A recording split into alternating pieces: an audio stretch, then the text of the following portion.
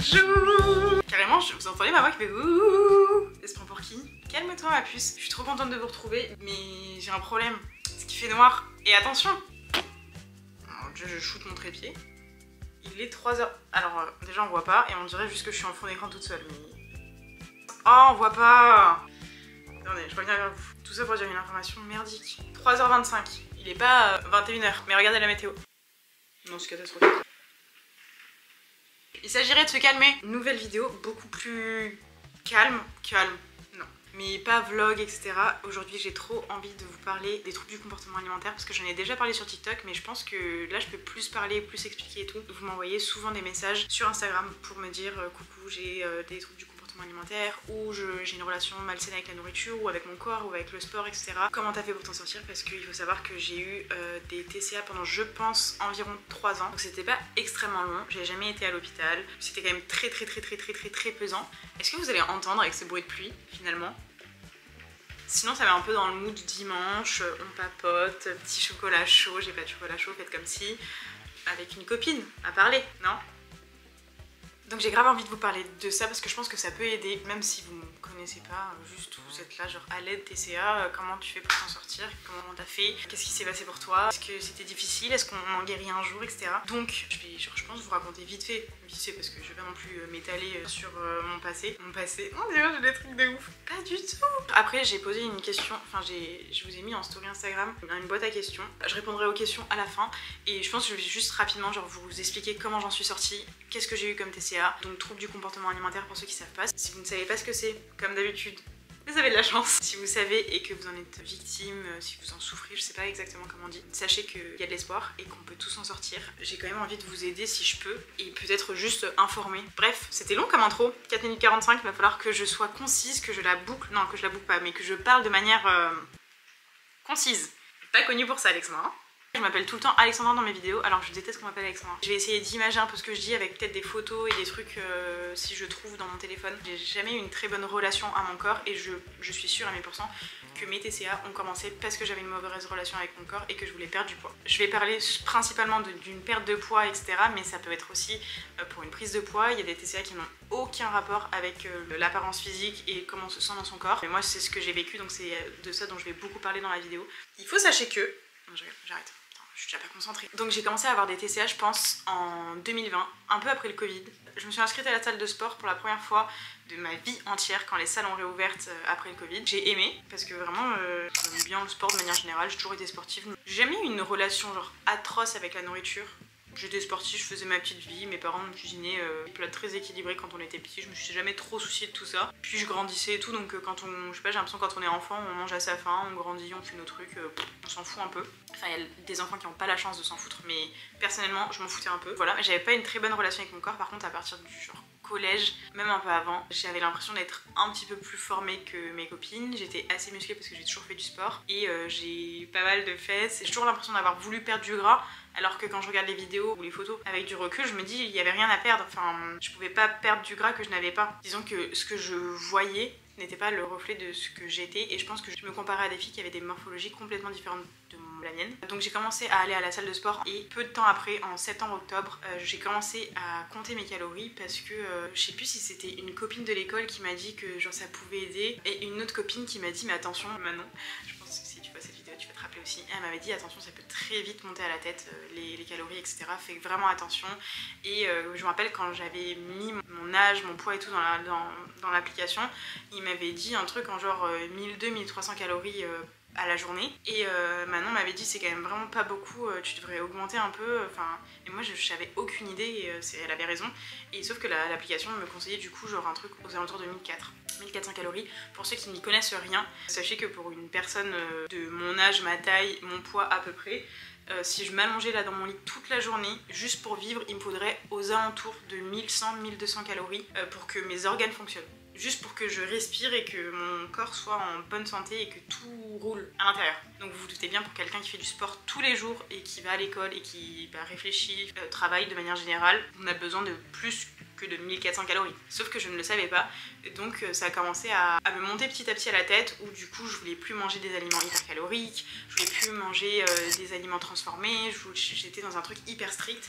J'ai fait ça pendant plusieurs mois, je pense jusqu'à avril-mai peut-être 2022, et je me suis dit ça monte trop à la tête, j'arrête de compter mes calories. Sauf que comme j'avais peur de dépasser mes calories, bah, je mangeais tout le temps la même chose, et en plus je mangeais je pense un peu moins que ce dont j'avais besoin, et je mangeais souvent des salades, même si c'était des salades complètes. Je mangeais genre avec des lentilles, du thon, un petit peu de riz à l'intérieur, etc., et des légumes. C'était globalement tout le temps la même chose, donc mon corps, ben, il avait tout le temps les mêmes apports. Et j'ai repris un petit peu plus tard, je pense aux alentours de courant 2022. J'ai recommencé à compter mes calories, pas pendant très longtemps, mais je mangeais quand même globalement tout le temps la même chose, et il y a toujours des aliments que je bannissais, etc. Et avec mon copain, on faisait un truc, je vous déconseille fortement de faire ça, c'est contre-productif, c'est mauvais pour la santé, enfin c'est pas bien. On faisait les cheat meals, parce qu'à un moment aussi sur les réseaux sociaux on voyait beaucoup ça, c'était genre hyper strict la semaine, et le week-end il y avait un cheat meal. Et donc on faisait ça, on s'achetait les trucs les plus industriels possibles le samedi soir, et on se faisait soit des hamburgers maison, soit des panini maison, soit des pizzas maison.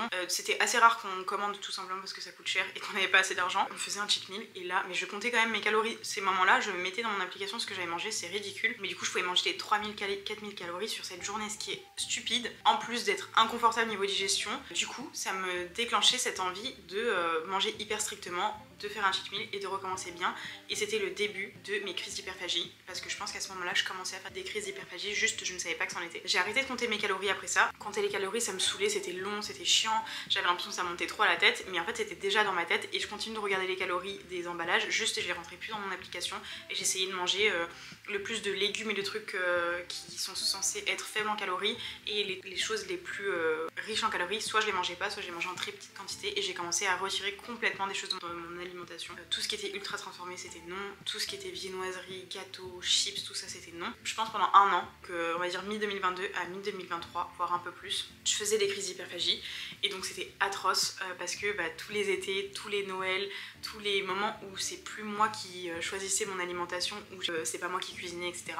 C'était le début des crises, donc en fait à Noël je pouvais faire une semaine de crise, ce qui est atroce. Donc les crises d'hyperphagie c'est quoi? C'est un peu comme la boulimie, où vous allez manger en très grosse quantité, sauf qu'il n'y a pas de compensation après, il n'y a pas de séance de sport à outrance, il n'y a pas de purge ou de moyen de faire sortir l'excédent de nourriture que vous allez manger, juste vous êtes là avec le ventre qui a triplé de volume, parce qu'évidemment c'est des quantités plus qu'astronomiques. C'est pas juste j'ai mangé une pizza avec un cookie, c'est tu vas manger une pizza, un cookie, puis la boîte de gâteau parce que bon foutu pour foutu, puis tu vas aller manger je sais pas du beurre de cacahuète, tu vas aller manger du fromage avec du pain, et en fait c'était tout ce que je m'interdisais de manger, et même des choses des fois que je n'aimais même pas spécialement. Par exemple je sais pas, je pense à des madeleines industrielles, c'est juste le fait que ce soit industriel et que je catégorise ça comme mauvais pour la santé parce que c'est industriel, c'est sucré, etc. J'allais le manger alors que c'est même pas quelque chose que j'aime spécialement. C'est pas mauvais, mais de moi-même maintenant, je me dirais pas je vais aller manger une madeleine, pas du tout. C'est lunaire, des quantités astronomiques. Si vous faites des crises d'hyperphagie, vous savez. Et après, en général c'était le soir pour moi. Après des fois, comme je vous disais, ça peut durer, par exemple sur des semaines de vacances ou des week-ends, ça pouvait durer pendant plusieurs jours, et c'est atroce. Tu te couches, t'as extrêmement mal au ventre, tu bois des litres d'eau parce que t'as soif, mais en même temps t'as mal au ventre, donc t'as pas envie de trop boire. La nuit, tu passes ta nuit à transpirer et à mal dormir parce qu'il faut évacuer l'excédent de nourriture que t'as mangé, donc ton corps il essaye tant bien que mal de sortir tout ça. C'est atroce, et le lendemain tu te réveilles et tu te dis non mais aujourd'hui je mange pas, j'ai trop mangé, ou je vais aller faire 5 km, ou toute la semaine là je sais plus un seul excès, etc. Et c'est comme ça en boucle. J'ai fait ça pendant environ un an, ce qui mentalement est très dur. Il y a eu juste une petite pause où quand je suis partie au Canada, pour ceux qui me suivent sur TikTok depuis, j'ai commencé à faire des TikTok à partir du moment où je suis partie au Canada, j'ai eu un mois et demi de répit où en fait quand je suis arrivée au Canada, il y a tout qui changeait autour de moi. Mon alimentation a changé parce que j'étais dans une nouvelle famille, les produits ont changé parce que c'était plus mon pays, donc il y avait plein de choses que je ne trouvais plus de France, donc je faisais avec ce que j'avais au Canada, et ma routine avait complètement changé. Je n'étais plus du tout centrée sur moi, je m'occupais d'enfants, j'avais quand même du temps pour moi, mais j'allais marcher, je découvrais une nouvelle culture, je découvrais un nouveau pays et tout, donc il y avait plein de nouvelles choses, donc c'était plus l'alimentation et moi. Je faisais du sport mais sans être obsédée par ça, j'allais marcher, je marchais beaucoup, et je m'occupais des enfants et tout, donc je me posais pas beaucoup dans la journée, ce qui faisait que je maigrissais, mais de manière on va dire plus ou moins saine. Et à un moment donné, j'ai recommencé à faire des crises parce qu'il y avait des choses que je donnais aux enfants pour les goûter qu'ils avaient l'habitude de manger, que moi évidemment je m'interdisais toujours. Donc ça allait mieux dans le sens où je ne pensais pas à la nourriture H24, parce qu'il faut savoir que dans mes troubles du comportement alimentaire, tout était un problème. C'est-à-dire que pendant quasiment 3 ans, aller au restaurant c'était une angoisse, aller manger chez des amis c'était une angoisse. Si je savais que j'avais un restaurant de prévu ou une sortie avec des amis ou quoi que ce soit en fin de semaine, la semaine qui précédait, donc du lundi au vendredi ou avant le restaurant ou la sortie en question, je mangeais sans aucun écart. Il n'y avait pas un truc industriel qui venait dans mon alimentation. Je mangeais mon nombre de calories et c'est tout. Je mangeais des légumes, des protéines, des glucides, mais rien d'ultra transformé, pas de sucre en excès, pas de dessert, pas de gâteau, enfin vraiment parfaitement, entre guillemets, ce que je considérais comme parfait, ce qui est vraiment pas du tout bon. Je vous déconseille de faire ça. Et en fait, juste parce que ça m'angoissait, que je savais pas ce que j'allais manger, je savais pas ce qui allait se passer au restaurant ou à la sortie en question. Et donc, comme je savais que ça allait être différent de ce que je mangeais d'habitude et que ça allait potentiellement être plus riche ou plus gras, etc., ça m'angoissait, donc je mangeais le moins possible avant. Et si j'allais au restaurant, je pouvais pas choisir un restaurant comme ça en dernière minute. Il fallait que j'ai regardé la carte, il fallait que ce soit parfait, parce que je m'autorisais rarement des restaurants, des burgers, quoi que ce soit. Donc il fallait que ce soit extrêmement bon. Je regardais toutes les photos sur leur compte Instagram, sur internet, je regardais tout ce qui était possible et imaginable. Il fallait absolument qu'il y ait quelque chose qui me donne de ouf envie, entrée, plat, dessert, il fallait que ce soit parfait, sinon je pouvais pas y aller. Je prévoyais jamais un truc en dernière minute, c'était impossible pour moi. Et c'était ultra angoissant parce que évidemment je refusais des sorties, je refusais des choses parce que je savais que c'était pas possible pour moi de manger, parce qu'en plus vers la fin, restaurant voulait dire en rentrant crise, parce que je m'étais autorisé quelque chose à manger qui sort de ma routine alimentaire, et donc après ça a entraîné une crise du foutu pour foutu. Je mangeais tout ce que j'avais chez moi, etc. Et à force, comme je voulais plus faire de crise, je voulais plus aller au restaurant ou faire des apéros, etc. Tout était un problème et tout m'angoissait. Pour revenir au Canada, je me suis rendu compte que j'avais eu une période où j'étais très... je pensais beaucoup moins à la nourriture, etc. Même s'il y avait des choses que je ne mangeais pas, par exemple les snacks des enfants, des barres chocolatées, des petits cookies ou quoi, je les mangeais pas, je me disais pas c'est mauvais ou quoi, juste je les mangeais pas, mais j'avais pas trop d'arrière-pensée. Et sauf qu'à un moment donné, j'ai eu je sais pas, un déclic et j'ai recommencé à faire des crises. Et sauf que là j'étais chez quelqu'un, donc il fallait que je me cache, il fallait que je mange pas trop, mais il fallait que je fasse ma crise quand même. Je voulais pas qu'il voit qu'il y avait des choses qui étaient mangées en quantité, donc je cachais les emballages et tout. Enfin, c'était vraiment atroce. J'arrivais à faire mes crises en cachette, et je me suis rendu compte en fait à partir de ce moment-là que j'avais connu un semblant de liberté par rapport à la nourriture pendant 1 mois et demi, et que là ça revenait, et j'ai eu un déclic. Donc j'en avais parlé à ma maman et à mon copain, et je leur ai dit en rentrant en France c'est sûr, je prends rendez-vous avec une psychologue, une diététicienne ou une nutritionniste, je sais pas encore qui, mais je vais me faire aider parce que l'alimentation est un problème pour moi et c'est pas possible. Et en rentrant en France, donc en septembre, fin septembre je crois, j'ai pris mon premier rendez-vous donc sur Stop TCA. J'ai juste pris rendez-vous avec les diététiciennes et elle m'a sauver la vie. Il y avait plein de choses que je savais, j'étais très consciente que je me frustrais et qu'il y avait des choses que je faisais qui étaient pas bien. Je savais que la frustration entraînait les crises, mais j'arrivais pas à je sais pas comment dire, j'arrivais pas à manger certains aliments en quantité raisonnable. Si je les mangeais, ça déclenchait automatiquement une crise. Donc je savais que c'était lié, mais je savais pas comment m'en sortir. Et elle m'a vraiment aidée. On a fait 2 séances d'affilée, et après c'était 1 fois par mois on se voyait, et après ça s'est espacé 1 fois tous les 3 mois, 1 fois tous les 4 mois. Et j'ai même revu quand je suis arrivée ici aux États-Unis en août. Donc j'ai commencé en septembre 2023, j'ai fini on va dire en août-septembre 2024, même s'il y a eu une grosse pause entre les deux, je vous expliquerai. Elle m'a vraiment sauvé la vie. Je sais pas, par ses mots, je sais pas comment c'est possible, mais vraiment de ce qu'elle disait, en fait on a déconstruit les schémas de pensée que j'avais dans ma tête petit à petit, et je me suis rendu compte que je pouvais manger un croissant sans prendre 10 kilos, sans que ça me fasse une crise, sans culpabiliser, sans y penser pendant 4 jours. J'ai eu de la chance de tomber sur la première personne que j'ai vue, c'est la personne qui m'a aidée. Mais si vous allez voir quelqu'un et que vous avez l'impression que c'est pas la bonne personne, que vous n'avez pas le feeling, ou que ça vous aide pas plus que ça, faut pas hésiter à aller voir une 3e personne. Il y a des nutritionnistes, il y a des diététiciens, il y a des psychologues, il y a des psychiatres, il y a plein de personnes qui peuvent vous aider. J'avais dit à ma mère, je sais que ça va me coûter cher parce que c'est pas remboursé par la mutuelle, mais il fallait à tout prix que je le fasse, parce que vivre comme ça, obsédé par la nourriture, c'est pas possible. Pour ceux qui n'ont pas de TCA, il faut que vous vous disiez que la personne qui a des troubles du comportement alimentaire et qui est angoissée par l'alimentation, c'est pas juste ça lui fait peur, c'est à chaque fois qu'il y a un repas dans une journée, donc on va dire entre 2 et 4 repas, ça dépend des personnes, si vous faites un goûter ou si vous prenez pas le petit déjeuner, à chaque fois qu'il y a un repas, il y a 16 000 arrière-pensées avant une angoisse. Est-ce que je vais pouvoir manger ça? J'ai peur de manger ça, je veux pas manger ça, j'ai peur de grossir, est-ce qu'il va falloir que je fasse du sport après, est-ce que j'ai fait assez de sport, est-ce que j'ai assez bougé, etc. Donc moi, ma diététicienne, ce qu'elle a fait, c'est qu'elle m'a demandé de prendre en photo mes plats. Elle m'a dit si c'est pas évident ce qu'il y a sur la photo, que je peux pas comprendre, tu me dis qu'est-ce qu'il y a dedans grossièrement. Et je devais noter ma sensation de satiété après le repas, ma sensation de faim avant le repas, ma présence au repas, est-ce que je regardais une vidéo, est-ce que j'ai mangé vite. Et en fait, au bout d'une semaine ou une semaine et demie, elle m'a dit mais en fait Alexandra, tu manges tout le temps la même chose. Oui. Et donc elle m'a dit ok, là ton exercice ça va être de changer chacun de tes repas de la semaine. Tu ne peux pas manger 2 fois la même chose cette semaine.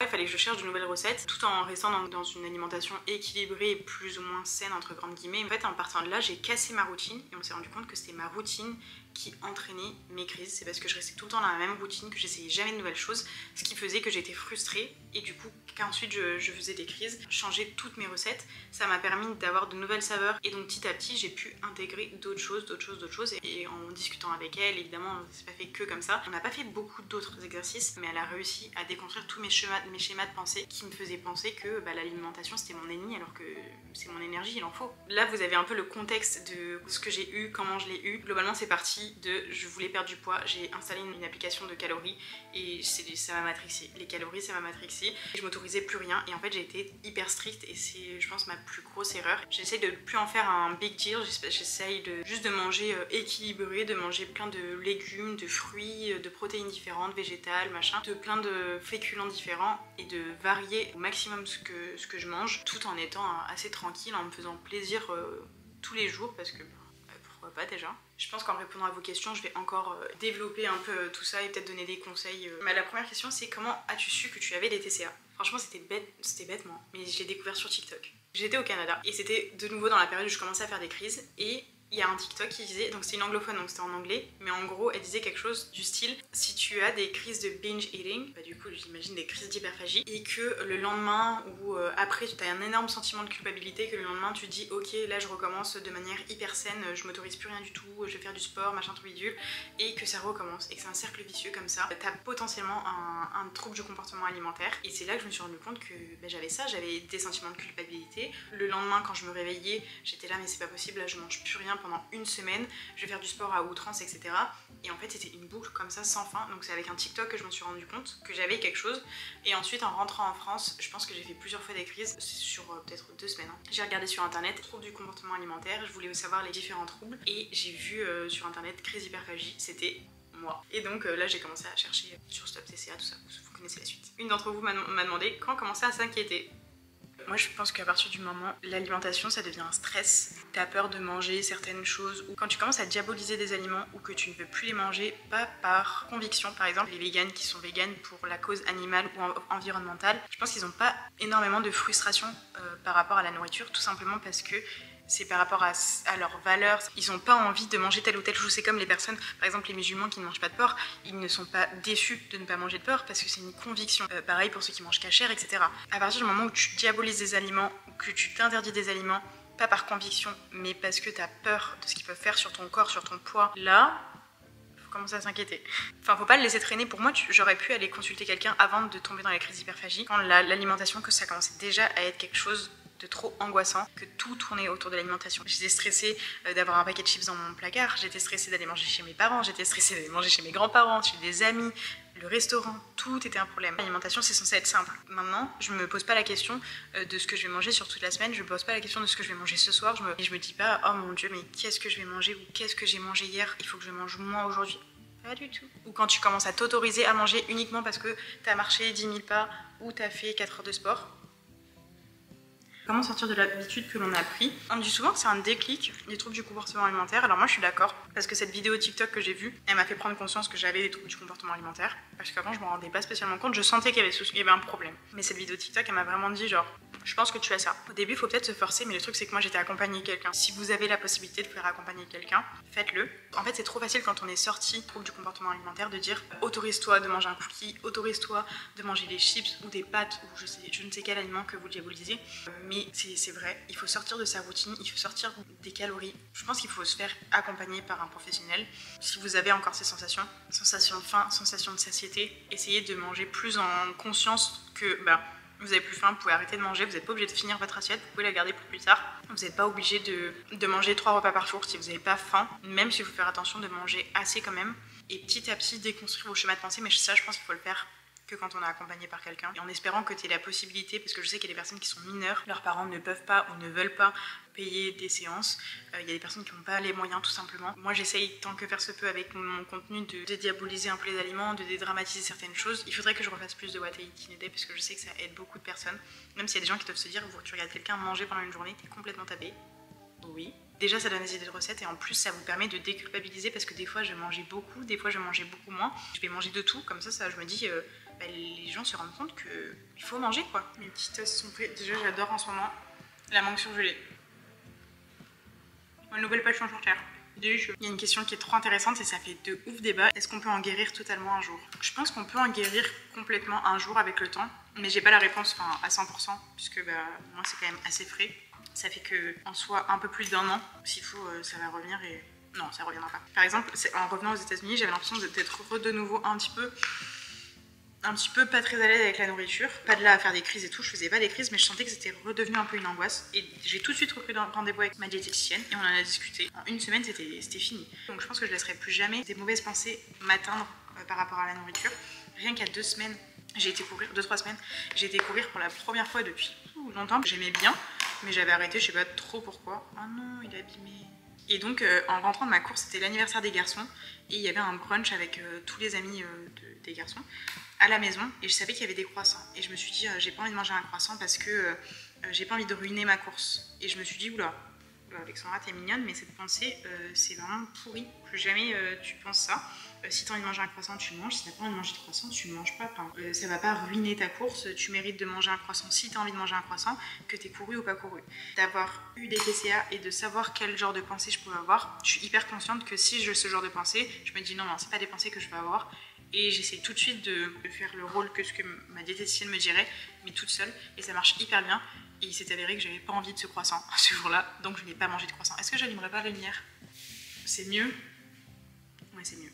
Ça n'a pas trop de sens, mon snack. Ça a du sens à mes yeux, c'est tout ce qui compte. 2 petits toasts, fromage frais, vegan, et d'avocat, et de la mangue glacée. Je pense que avec le temps, peut-être que dans 40 ans, je me rappellerai même pas que j'ai eu le trouble du comportement alimentaire parce que ce sera de nouveau ancré dans ma tête que je ne mérite pas ma nourriture, que j'aurai ma routine entre guillemets alimentaire et je mangerai équilibré, etc.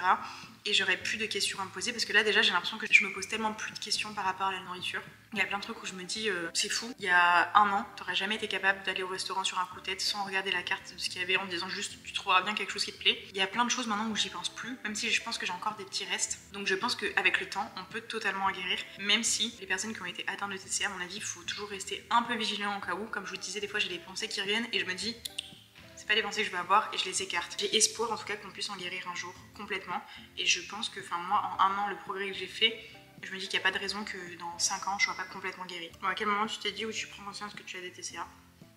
Déjà dit. En fait à partir du moment où vous n'avez pas une relation apaisée avec la nourriture, quand vous n'avez pas fait de sport et que vous interdisez de manger ou ce genre de choses, je pense qu'à ce moment-là mais à partir du moment où il y a une mauvaise relation avec la nourriture, culpabilité, beaucoup trop de pensées en amont ou après, ou que ça devient une angoisse, là je pense que c'est pas forcément un TCA précis, mais il faut se poser des questions et peut-être essayer de voir quelqu'un avant que ça devienne trop grave. T'as pas de période de gros craquage malgré ton mode de vie sain? Maintenant, comme je m'interdis plus aucun aliment, que tout est ok, je peux tout manger en quantité évidemment raisonnable parce que mon corps c'est, je sais pas comment dire.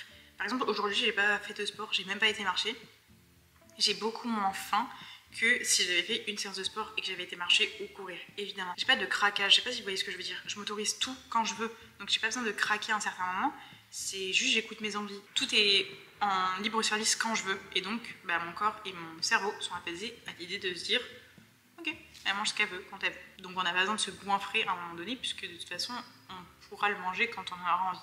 Je sais pas si vous voyez ce que je veux dire. Et c'est ça que je voulais atteindre quand j'ai commencé à me faire aider. J'avais complètement mis de côté la partie physique et je me suis dit il faut que je puisse manger un truc sans me goinfrer. Si j'ai envie d'un cookie, je peux manger un cookie. J'ai pas envie d'y penser pendant 3 semaines et donc le jour où je vais manger un cookie, je vais manger toute l'étale de cookies. Alors comment ton corps réagit face à un gros coup de stress? Que fais-tu pour le gérer? En vrai, quand je suis stressée, je sais pas si j'ai plus envie de manger ou pas. Je me rends pas compte. Je suis pas quelqu'un d'excessivement stressé. Donc déjà, ça aide un petit peu, je pense. Mais comme j'ai pas de période de stress extrême, ou si j'en ai, c'est ultra rare.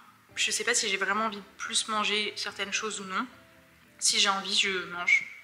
Parce que je sais que c'est ok, enfin, c'est une envie que j'ai, donc je l'assouvis au moment où j'en ai envie. Mais j'y pense pas pendant 10 ans après, j'y pense pas pendant 10 ans avant, c'est sur le moment et voilà. Et notre corps est très bien fait. Mais cette chose que j'ai mangée qui était plus calorique ou plus riche ou plus je ne sais quoi, mon corps va s'en servir comme énergie et s'il s'en sert pas, ça ira dans les toilettes, j'en sais rien. Je me pose pas trop la question et du coup, mon corps gère comme il veut, comme il le sent. Il fait ce qu'il mange, comme on lui semble.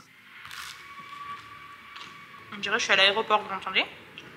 C'est vrai que quand je me suis dit que j'allais voir quelqu'un pour les troubles du comportement alimentaire, je m'étais dit, et je le dis souvent aux personnes qui m'envoient des messages, il faut que tu laisses de côté l'aspect physique. Moi, je m'étais dit, je suis là, mon corps, de toute façon, je prends du poids à cause des crises où je me stresse et ça met mon corps en état de stress. Donc dans tous les cas, c'est pas positif pour mon physique parce que quand j'avais des TCA, j'étais pas plus heureuse parce que j'avais encore plus faim. Pas du tout. J'étais angoissée, malheureuse, j'arrivais pas à sourire à la vie tout simplement parce que chaque repas de ma journée, tous les repas de la sainte journée étaient une angoisse. Donc je ne profitais d'aucun moment. Si j'étais à un apéro avec des amis, je ne pensais qu'à l'apéro en question. Je rigolais pas avec mes amis, mais tout simplement parce que j'étais obsédée par ce qu'il y avait sur la table, parce que je savais que c'était que maintenant que je pouvais les manger, qu'en rentrant chez moi il n'y en aurait plus. Et pourtant j'étais peut-être plus fine ou plus dans le corps que j'idéalisais.